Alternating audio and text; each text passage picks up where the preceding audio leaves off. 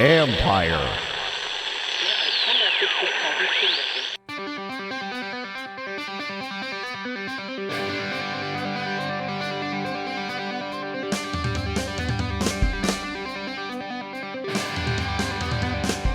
Welcome to the latest edition of All's Caps with former Capitals investment Karl Alsner. I'm AP hockey writer Steve Whyno. We're going to be joined later by Aaron Volpatti, former Capitals forward and author of a new book. We're going to pump his book this time instead of mine. Karl, we're going to talk injuries, TJ Oshie, Connor Brown. But first, I need to give a shout out to my father, who just made me a bagel, egg, and cheese sandwich as I'm dealing with Washington Commanders news. So I appreciate my dad doing that. Karl, and you mentioned, you said we were talking, Manny had one of these sandwiches for dinner last night. Yeah, she did. She last night, one of those times where just, didn't really have much stuff in the fridge, and she's like, "Yeah, I think I'm gonna have a breakfast sandwich." So I think she had well, because we don't eat meat, it was a piece of tofu and then like just egg, which is a really good egg substitute for anyone who's interested, and whatever hot sauce and stuff she put on an English muffin. So I'd say That's her vessel. Okay. yes, that's her. Well, at least that's the vessel that we had. I'd say English muffin is classic number one. I'd say bagel is right there behind it too. So the best two ways to have it were just done. English muffin is the healthier version. Is it? Yeah. There's fewer calories and carbs in an English muffin. Well, there you go. If anyone wants to be healthy. This is the expertise you're getting from all Caps. Don't go biscuit and don't go croissant. Go English muffin. Look, no, the tastier ones are the croissant and the, as Michael Phillips said last week, the croissant and the tastier. My favorite is a biscuit. Like, give me biscuits and gravy or biscuit and whatever, and it's the best. Oh, I haven't got down with that yet. I've had a breakfast sandwich with a biscuit once before, and it's just too much biscuit. So it's for stupid questions for anybody who's going to ever do it. Don't go biscuit. You're going to lose a couple points.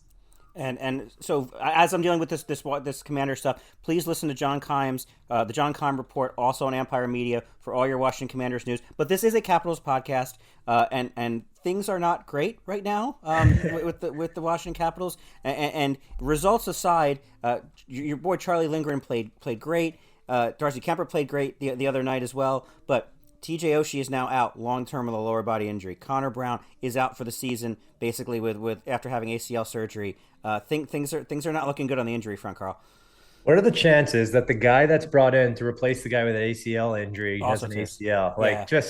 It's just ridiculous how that can happen. I feel terrible for him and terrible for the team, but look, it's what they have to deal with, and it's gonna be battle to stay at this 500 level, or above for a bit until people can come back and get healthy. And did we not say this? Like, depending on how the team's gonna be doing is how fast they try and rush back, maybe potentially Tom, and if Nick can get back into playing. Like now they're in a bit of a situation where two players that are so important to the team now are also injured. So what does that do for the rest of the injured guys in the lineup? And then obviously it opens up some opportunity for some younger players to step in and have bigger roles. So it would be nice to see a little something extra from a McMichael, or a Protas, those guys that can hopefully fill some void at somewhere, or a Snively, like.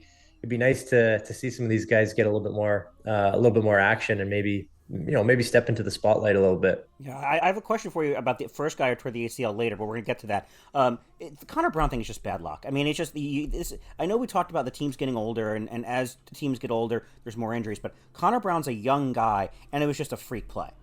Well, yeah, like how often do we hear about ACLs going in Not hockey, often in hockey, right? Yeah, and then you have two on one team. Like it's pretty rare for that to happen. That's obviously more of a football thing you hear about. So it's pretty weird that were to happen. I don't really know any way else around it. And hoping that Oshie is going to be able to. He's been able to battle back from so many things. Hoping this is going to be another one of those things. And I don't even know, was John playing last game? No, he's out with the lower body too. Yeah, lower body as well. So it's just, I don't know. Guys are breaking down a little bit. And I don't know what that exact reason is. Is it just a lot of wear and tear, a lot of hockey that all those guys have played over the last few years? Who knows exactly? But I don't know. I guess it just makes it that much more impressive. Feel the thrill being able to play going to be at 1,000 games here pretty soon. It's so hard to do. And we talked about this last week too when we were talking about Phil Kessel. You had a long Ironman streak too. It is hard to stay in the lineup. Yeah, well, it's hard to stay in the lineup just with You were just stubborn. Yeah, I was extremely stubborn. Yeah, yeah, it's hard to stay in the lineup just consistency of your play without having a healthy scratch somewhere in there. And then if you can do that, yeah, I mean, with all the things that you go through day to day, like there was one time in when I was in Laval, and at this point, I wasn't as stubborn about being in the lineup. I threw my back out playing soccer at pregame skate, and when we were in Providence, and I couldn't move. I went into the trainer's room and I was just standing there. Like I couldn't even get on the table to get some work done. It was just one of those things that there's nothing you can do about it. Yeah. And so they had to bring in someone else for the game. And by game time, I kind of walked it out through the afternoon. And by game time, I was fine. But it's one of those things that it can just happen like that. Playing soccer, Joe Sakic shoveling snow, and there goes your back. Yeah, it's just you have no idea when it's going to happen to you. When a guy's going to fall on your leg the wrong way, and you're going to do something to the MCL. And it's just, yeah, it's so much of it is luck. A lot of it is preparation. And then there's some that's, mental toughness. And it's to put all three of them together. It can happen, but it doesn't happen all that often. And your boy TJ Oshie too, like that did not look good. I mean, I don't want to speculate whether it was a groin or a hamstring or whatever, but that did not look good. His injury, and when they're saying he's out long term, I mean, we're talking, I don't know about LTIR, but probably at least a few weeks. Yeah, I mean, I've no clue. That's the thing. There's so many things that can go wrong in the body there, and you just have no idea what it could be. So it's unfortunate. But he's battled through so much, and he's got a good workout plan that he can kind of do maintenance, at home at all times with the ARP. So he's he's one of those guys that can find a way to come back. But at some point you gotta think long-term health, and so who knows exactly how that's going to look for him and what the diagnosis is going to come back. But yeah, I just feel for him because I know how badly he wants to get to 1,000 games played, and missing games, is a hard way to get there. Yeah. So here's the question I have for you, and this is what I hope doesn't happen: is I hope that these injuries don't make Tom Wilson rush back before he's ready to come back. Right? Like that's my biggest concern. Yeah, exactly. I hope for his sake that isn't what happens, but I'm sure in the back of his mind he's probably thinking, yeah, let's push it a little bit harder. I mean, that's what I would be thinking at least. But I know, well, that's why I'm worried about it. Yeah, for sure, and he is a specimen, and probably feels pretty good right now too. So it's a tough spot to be in for the player and for the team, because you don't. But and another thing too, I was looking at this, to not panic, I guess, is there's a couple teams that are ahead of the Capitals right now that we didn't really expect to be there, right? And we're expecting Flyers are smoke and mirrors. I don't know about the Devils yet. Yeah, exactly. And so we may be expecting a little bit of a drop off, come back down to earth a little bit. And they're 2 points out. Like it's they played a couple extra games than some of them, but so it's not time to panic yet. But yeah, you like to have your team healthy. That's why we talked about it. We thought they put together a pretty strong team in the off season, and that's taken a turn pretty quick here. Yeah, and at least, but there's a big stretch coming up. I mean, Oilers, Connor McDavid, Sidney Crosby and the Penguins coming up, and the Tampa Bay Lightning all in town next week. Yeah, that's legit. That's the test right there. You know what though? This is what always happens, and I know you know this, but when a team comes in and they see a depleted lineup, they say, "Oh, it's American League line," or whatever is going on. You come in light. You don't bring your stuff all the time, and then you put a team in there that's full of guys that would typically be maybe on your third and fourth line, or guys that you've called up. They work their bags off, right? Like we had that happen when Bruce was there. We had like 11 guys or 10 guys called up from the American League at one point, something like that, and we just outworked everybody, and no one was expecting us to people to come in and have a challenge against us, because we were half of an American League team, and we went out there and won a ton of games. So it could be one of those things where you outwork them. You still have a couple pretty heavy guns out in the lineup there that can get things going. But I'm not too worried about it. But you like to have your lineup in. Yeah, and Bruce actually just got a 600th win. He actually told us a funny story when he came to DC. He's like, when he was replacing Glenn Hanlon right before in Thanksgiving Day in '07. He's like, I'm just going to keep everything the same. We're going to make a few tweaks. And then 15 minutes before practice, he said, screw it. I'm changing everything. He's like, I'm going to go to exactly how we're playing in Hershey. There were plenty of guys who played for him in Hershey who were on that team. He's like, screw it. And that team went on to win the division. Yeah, exactly. You have to sometimes just go with your gut, right? And change it up completely, because then it's a different look and teams don't know exactly what to expect. And that was some of the, beginning of this run and gun hockey, right? Like, yeah. There's some teams that do it now, and we call it playing fast now instead of, just having guys skating around out there and winding it up. Now it's playing fast. And Bruce is one of the first coaches that I think really started to implement that. You had a defenseman in the neutral zone or on their breakouts, like coming up to the far blue line sometimes, like I remember thinking, like, what the heck am I doing up here? If my winger doesn't have their check, like, it's a breakaway. And it was a breakaway oftentimes, but when we did stop them, then we were back on them right away and back in the offensive zone. So, it's tough. You have to make a judgment call. I think Bruce has always been so good at that. And, maybe this is the same kind of thing with the Caps now, is they may have to change the way they play because of the lineup that they have, right? And they may have to really clamp down on things and play maybe a boring style of hockey. Who knows? But that's a judgment call by the coaching staff now. Yeah, it is, and we're gonna have Aaron Volpatti on next. We'll be able to talk to him about the Adam Oates era and a little bit of the Barry Trotz era next up on All Caps. Welcome back to All Caps with former Capitals defenseman Karl Alzer. I'm AP hockey writer Steve Whyno, and we are pleased to be joined by fellow author and Capitals alum Aaron Volpatti. Aaron, congratulations on the book. I'm going to get the title of this right, because this is what everybody else does for me. Fighter, Defying the NHL Odds, and Ovi wrote your foreword. The blurb, not the foreword. The blurb. But yeah. So the blurb was from Ovi. You got that from Alex. Yeah. But okay, yeah. So this is what everybody keeps asking me. I think he's the only one that hasn't probably fully read the book. But you don't think he's read it? I don't know if well, I'm going to bring him a copy next week when I'm out there. And Willie gave a blurb too. So I'm going to give those guys a copy. And the jury's out whether I was going to read the whole thing or not. Or I don't know if he's a big reader. So we'll see. well, you guys tell me. I've never seen him. Is it in his words, or has it been like made into proper English?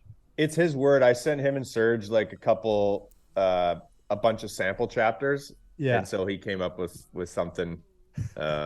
So yeah, no, man, it's all good. It's been helpful for sure. Yeah. So on the cover of the book, Fighter, Defying the NHL Odds, Aaron was a great teammate, and his road to the NHL is like no other, and that is from Alex Ovechkin. That's pretty damn cool. Everybody keeps asking me, why did you want to write a book? Why did you want to actually write the book? Yeah, good question.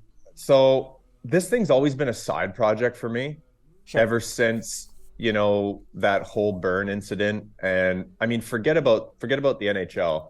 That was never even on my radar. I was never supposed to play in the NHL. I wasn't like Allsy big time draft pick, but yeah, man, so ever since I made that comeback from the burn injury to just return to the ice when I wasn't supposed to, or I was told I wouldn't be able to in that burn unit, all my buddies and teammates were like, man, you got to write a book. Like, this is crazy, because they were the ones that saw the behind the scenes shit that I was really going through. Yeah. And that was a big part of this. No one really knew the story, before this came out. So, fast forward over 15 years, it's just been this side project for me, like I said. And, once I had this career neck injury in wash, and then, like a lot of pro athletes, I was like, what the hell am I going to do with the rest of my life? Right. It just kind of ended. I worked in wealth management for a couple of years. I did some other things, and then COVID hit. And I just remember I was sitting on this bench outside and just kind of chilling, thinking. And then I thought about the book, and I'm like, all right, it's time. And part of it was a little bit just getting out of my own way and being comfortable with like opening up and being vulnerable and finally telling the story. Because at the end of the day, I'm like, I could actually like help people and like really inspire people through this story, and especially opening them up to the power of the mind and what we're really capable of. And the other part was giving back to the burn unit. So at the end of the day, I'm like, it's time. You got to make a difference and tell the story. And that's where it all came from. I don't know how this works with because me and Mandy were just talking about it. Like the title fighter. So does it work like because there are other books called fighter, right? Is it Yeah. because you have the extra part after it? That's what because I was thinking like Mandy said it's like how does no other book have the title fighter? It's such a sick name. Like you walk past the book, you see you on the cover. Like for people listening right now, like just look at the cover of the book. It's so freaking cool. And then it says fighter on there. It's a must buy. So do you know how that works with picking the title? I threw around so many different ideas with the title. That was a hard one, to be honest. Yeah. But fighter always just had that punch to it right from the get-go.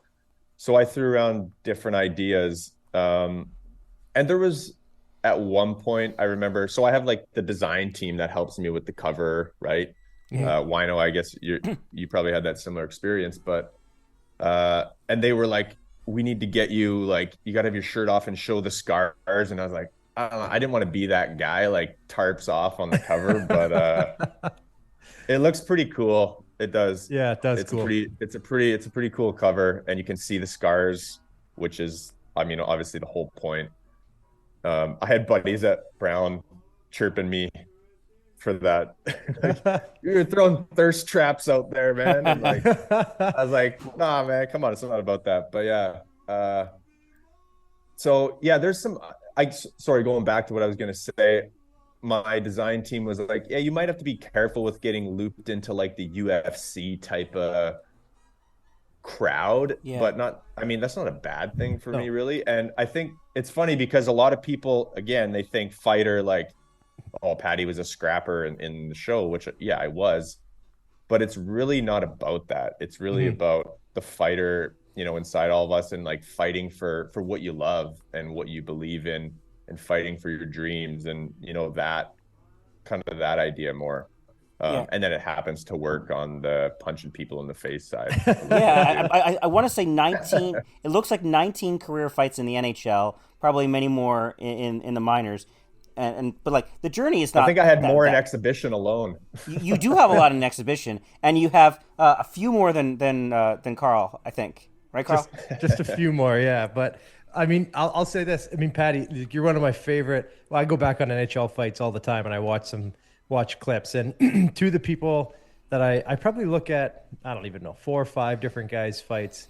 And you and Rick Rippon are two of the guys I love to go watch because Ripper. yeah, you know him. Your guys' style was just like so much more technical than a lot of fighters in the NHL, right? Like there's some, obviously there is technique involved, but like you could go in and fight somebody a lot bigger than you and you'd know how to enter that fight and how to stay alive in it versus, if I went to fight someone bigger than me, I'm turtling as hard as I can, or I'm just trying to block like a couple here and there and then fall down. So I mean, it's one of my favorite things to watch is you fight because it was so much fun. But I know we've talked about this a bunch, and I just was wondering if you can give us like your what you think was your best fight and what you think was your worst fight.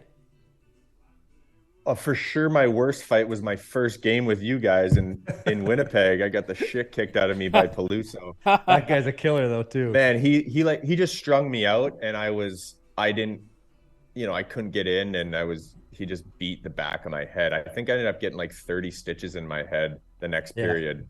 But he broke his hand, so I think I technically won because he didn't come back. Broke his hand on the back of my head. What's worse, the stitches or the broken bone? I'd take the stitches, right?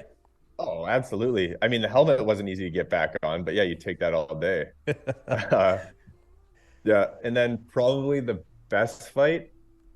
I mean, two stick out. Probably my one punch in preseason that really solidified my spot on the Canucks Yeah. against Winchester, and then the other ones with Wash probably that's probably number one because that was like my I'm here to stay Yeah. moment. The year before I was up and down a little bit, and it was like, and then we just had lost to the Bruins in the finals, and the consensus was we got pushed around a little bit, so they're looking for that sandpaper, and then I have this double homicide. I knocked out Demers from a hit earlier in the game, And then so two of these guys are just out, and they're like, I remember Stan Smeal walked by me after the game and kind of gave me like a wink, and I'm like, I knew I had made the team right there. Yeah.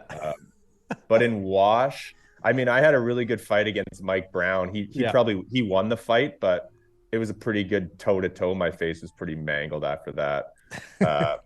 But probably the other one would be like Steve Downey. I smoked. I remember the Downey one.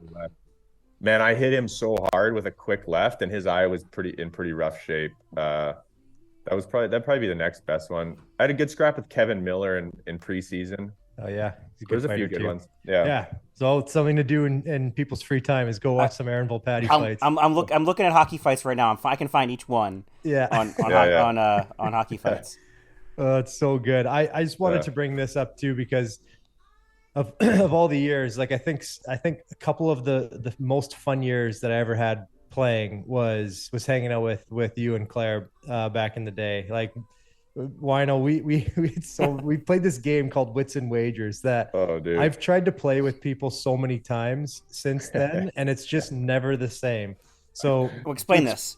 I had this guy licking dogs from tail to nose and like slamming like liters of salt water, which is probably highly unsafe now that I look back at it. Yeah, but you crushed it. It was unbelievable. It was just like, I don't know. We had so much stupid shit in there. Yeah. So to give people an example of what this game was, Wits and Wagers is a board game. We played it a little different where we would you'd have like seven questions, like random weird questions, like how tall is the Eiffel Tower? And you had to get the closest to without going over. How many points did Michael Jordan have in his career? Things like that. And so of the 7 questions, whoever had the most questions right would win. And before the round started, us 4 would have written down on a piece of paper a punishment that everybody else would have to do. And so there was no drinking involved ever. Yeah, exactly. I'm sure. Just drinking salt water. And so the winner would get to open up their punishment. The rest of us would have to do it. And we had some ridiculous, like it would always start out like kind of easy, and then it would get worse and worse. And by the end of it, we were just doing the dumbest things, which I have a question kind of along those lines in my stupid questions for later. But I gotta say, it was one of the better moments I had, or a couple years. What's the best punishment we had? I'm trying to think. Like, dude, eating the dog food was pretty classic. That's on my question. I have to change it. Shit. I blew it. Spoiler. Well, we had a couple that, like, for example, like Aaron brought up the salt water. I hate salt water more than anything. Like electrolytes, like the Gator lights and stuff like that. I just could never do it. And one of them was drink like a full cup of warm salt water. And Aaron just slugged this thing back like it was nothing. Like this is what he does every day. And I couldn't get through it. It was the only one I didn't finish because I couldn't do it. Is there a punishment for not finishing the punishment? Just loser status. And maybe a shot. Maybe a shot. Yeah, I think we started to have that. We bring that in every now and then. But just good times. I mean, I don't know if you can pinpoint like a favorite moment that you had while you were playing in DC. I'd be curious what that is. But for me, it always ended up being, what happened away from the rink usually. Yeah, that definitely sticks out in my head, those nights we had for sure playing that game. It's tough to pick one thing. Mm-hmm. I think me coming from Vancouver, it was so different. Yeah. When I first got to Wash, it was a bit of a country club. You remember those years? Like I remember Vancouver was like what you would expect, like regimented. It was a machine, man. And then I remember the first week in Wash, like I think a full week went by and we didn't have a workout. And I remember going to O, and I was like, Ovi, do we have a workout? He's like, hey, if you want to. Yeah. It's like, that changed pretty quick. I think when Trotz came in, especially like that culture, and then they won in a few years later, right? So I think that partly a missing piece. But anyways, it's and you played for Adam Oates too, and you played for Adam Oates. Oh yeah. I mean, we could get into that whole like the stick thing, man. Stick thing is what everybody talks about. Legendary. I talk about that in my book a little bit. I basically said no. I'm not changing my stick, man. I'm trying to stay in the league here. Last thing I need is a new stick. Yeah. Come to the rink and they're just gone, and there's 5 Riberos in my stall with his name Sharpied out and my number above it, and I was like, I wanted to go into the office and be like, what the hell are you doing, man? But I'm like, I can't really afford to get healthy right now. So I'll Well, figure this out. it was the weirdest thing. And like, I don't know, maybe you talk about this in the book, but which I should have mine fairly soon, hopefully, freaking Amazon. But I'm curious, like, how you feel about it. Cause I always thought that, like, you were probably the like, you and Whip, the two biggest specimens I ever played with. Like, just could do everything, so athletic. You had a great shot, sick skill, you were fast, you were tough. And I guess to show everybody like how hard it is sometimes to make it in the league, not basically just because of skill, but situation and people giving you that opportunity. Like, do you ever feel that, obviously you had the neck injury, but do you ever feel like, I don't know if cheated is a great way to put it, but that you should have had more opportunity? Because I always said I thought you would have been a great guy on the first line or second line, like being out there doing what Whip does now. I think that could have been you too. But do you ever feel that way? I don't feel cheated for sure. Yeah. I think it's like a lot of guys in that bottom six role struggle with, like, for me, I quickly got labeled as that a fighter, Mm-hmm. and that was kind of it. I like to think I was a little better than my stats showed for Oh sure. I yeah. think I had more skill. I mean, like in practice, I felt like I was always really good. And then, but man, like it's the best league in the world. It's tough for me, like, for our line to have 3-4 shifts a period, Yeah. and to know that, like, hey, if I turn this over, that we don't play maybe the rest of the game. Yeah. And so it was really hard to find that balance, because for me, I'm like, I'm trying to stay in the league. So to do that, I know it's like dump it in, run someone through the boards and get in a fight, right? Yeah. So yeah, it was definitely a challenge to find that balance. And I always Yeah. tell people, like, even at the PK, like, man, I knew I could have been like a really effective PK guy, but Mhm. I never really got the opportunity. And I tell people, like, I didn't stand a chance, because in Van I got Hank and Danny saucing it over my head in practice and making me look like an idiot. And then I get to wash, and Nikki's just like, I mean, good luck. Yeah. So I'm sure the coaches are probably like, yeah, nah, we're not going to give you a try. So that's just the way it shook out, I think, a little bit. And like I said, just it was really hard to find that balance of just letting things go and just playing and trying to create, because it was, yeah, again, like, I'm like, man, I don't want to get sent down, and I'm Yeah. trying to stay in the league. So there's a fine balance of staying in the league and trying new things. And it, Yeah. it just it didn't work out that way, right? So Yeah, but well, I know. I think it's a good lesson, or something just eye opening for people to see, like how a lot of times players are handcuffed, right? Because Oh yeah. of they're trying to protect themselves. And, a lot, like, people will ask, like, why doesn't this guy shoot, or why doesn't this guy join the rush, or make this play? And it's like, they would love to, and they can do it. It's just that they know that they have to stay in this lane. Otherwise, you're healthy scratch, like Patty said, or you're out of the lineup, and you're sent down. So it is tough, because I had that question recently. Someone asked me about, why I didn't shoot the puck more at the blue line. And I'm like, because my job was to not give us odd man rushes, like, I want right. Carly to go up and do these things, and I have to be the guy guaranteed to be back all the time, right? And so you just don't do these things, because you're trying to protect yourself, and you're trying to protect your career. So it's a good I guess eye opener for people who sometimes wonder why someone doesn't do more on the ice. It's not that Yeah. not that they can't, not that they don't want to. It's that they're not supposed to. Right. Yeah, man. Like, so a good example is how I started. Like, my first uh season when I started in Manitoba, I was first line, first power play unit. And my first game I had 2 or 3 assists, and I hit the post in the slot on the power play. Yeah. And then I had an awesome start. And I'm like, man, I could be like, maybe not top 6 in the show, but like solid third line, or maybe creep up to, Yeah. add layers. And then you know how it goes. You're like, and then by game 4 or 5, it just started dying off a little bit. And I'm like, and then I'm on the fourth line, and I'm like, oh man, that happened fast. And then I start fighting, and then I start fighting everyone, and every game, and then I get called up, and it's like that. I mean, would I have made the NHL without that? Probably not. So I mean, I can't look back and say like, was I cheated? No.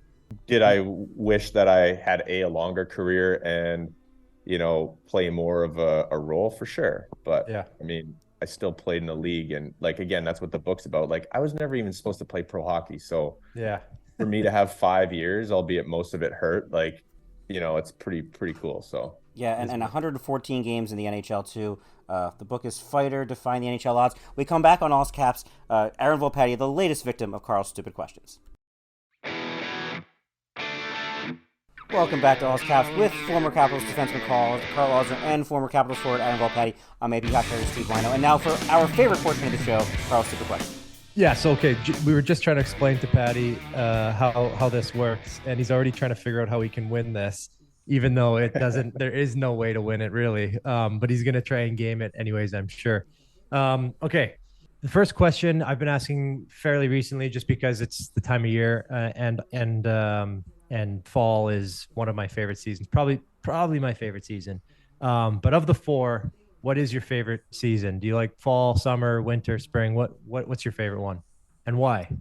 Definitely not spring. I would say fall too.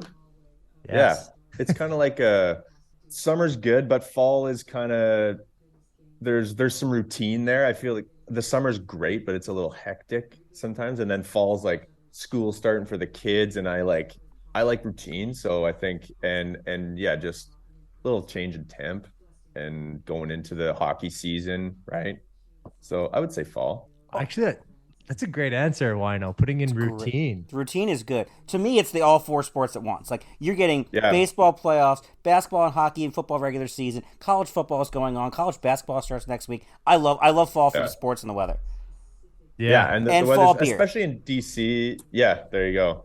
I think the summer, I just feel like I'm running around with my head cut off, and it's like, oh, we get a little routine here and structure, which is a nice little change of pace. This is a very good answer. Well done. Extra points.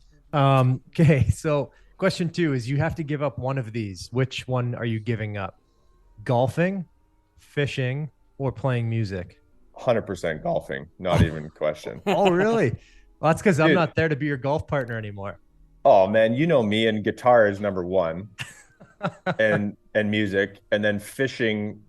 Like my son is obsessed with fishing.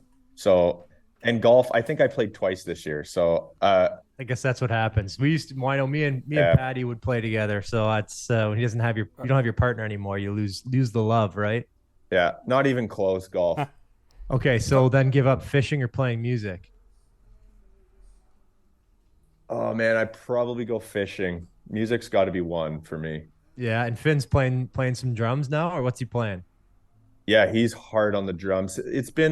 He's very like, I think like a lot of kids gravitate, and it's like one thing focus. I mean, that's how I am too, so maybe he has that. But we were hard on the drums for a while, and then he's right into hockey now. So that's kind of, we get home and it's just right to hockey downstairs, and I'm like, man, when are the Skulls gonna play? That he named our band the Skulls.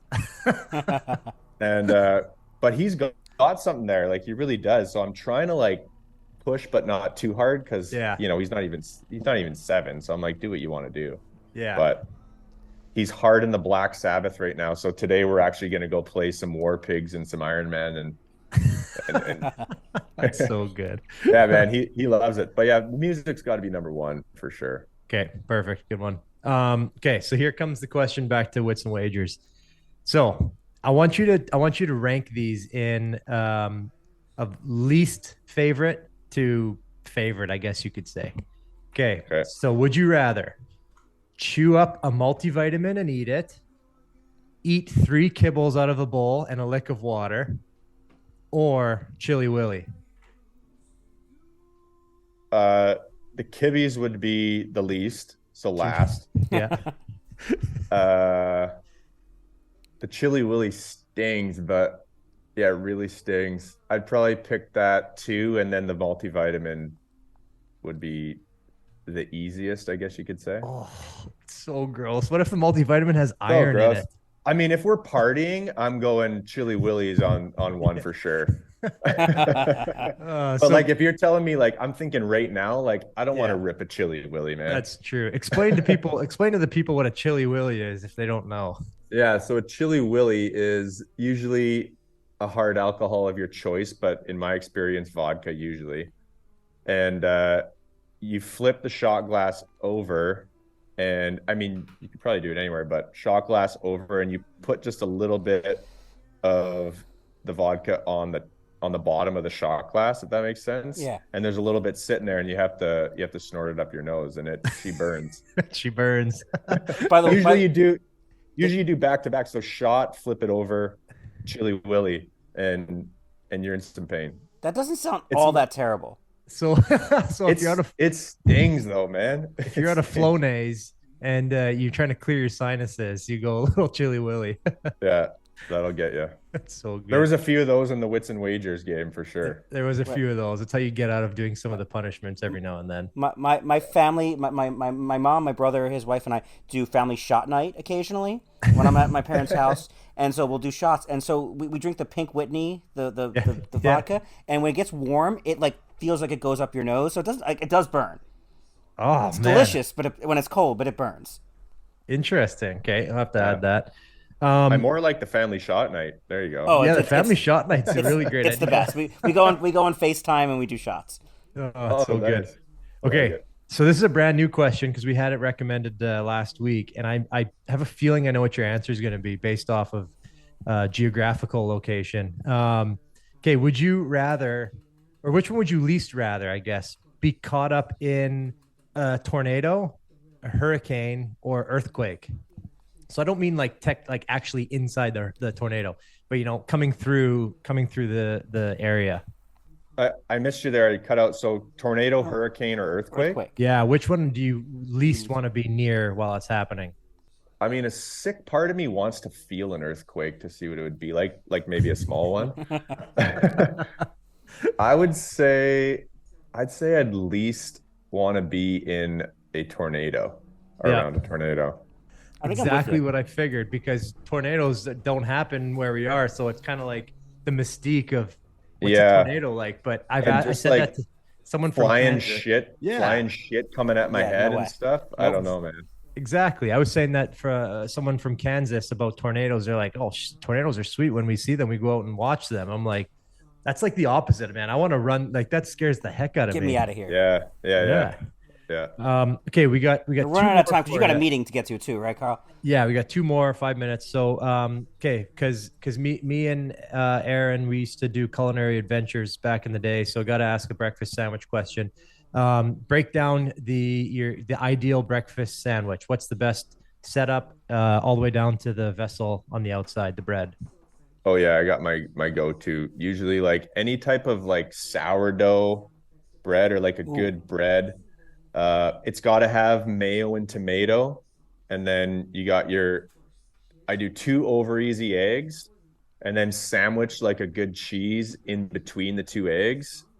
Throw that on there with a good ham. I'm a ham guy versus like bacon or sausage. Also really good, but like a good ham or like a little bit of like a charred prosciutto or something on there. Oh man, that's mine. I had the ham, but Karl, I told you my dad made me the bagel sandwich with the Dan Snyder stuff. It was a ham, bagel, egg, and cheese sandwich. Ah, there you go. And a little bit of mayo and tomato on there makes a big difference. Mayo would have even made it better. Yeah. So when you talk about the sourdough, are you doing like a soft toast on there, a hard toast, or just plain? Yeah. A soft toast is good. I sometimes find that like if you have like a BLT or the breakfast sandwiches, they can really carve the roof of the mouth, which is kind of unfortunate. Yeah. So usually I'll go bun, but if you're talking bread, you got to go sourdough for sure. I love that. That's a good choice. Okay, and then the last question for you is going back to playing. What was your favorite way to unwind after a game? I'll give you. Mine was, I loved to have a pint of Ben and Jerry's back in the day after a really good game or a really bad game, a pint of Ben & Jerry's always made it better. Yeah. Mine was definitely just have a good beer and play a little guitar and just chill out. That's actually kind of what I guessed too. Perfect. All right. Well, you kind of nailed it. This is a good one. Yeah. I passed. The only thing is the giving up golf. That's the only thing that hurts you, to be honest with you. But everything else is. Yeah, but who's like parameters? Yours? This is always Karl's parameters. Oh, okay. Yeah, I totally make everything up here. So bonus points for the breakfast sandwich, though. Bonus points for the breakfast sandwich. Try it out. After these calculations here, it brings you up to 424 points, which that's top 3, I think. That's top 2, I think. Is that second? I think it's second place. We have a 475. Scott Abraham's the only one ahead, right? Yeah. Who was 475? One of the local DC sports anchors, Scott Abraham, and he answered almost everything the way Karl would answer it. Yeah. So if I pick golf, we're talking home run here. We're talking like probably 474 points. Yeah. Yeah, I can't do it. That's a medal winning performance.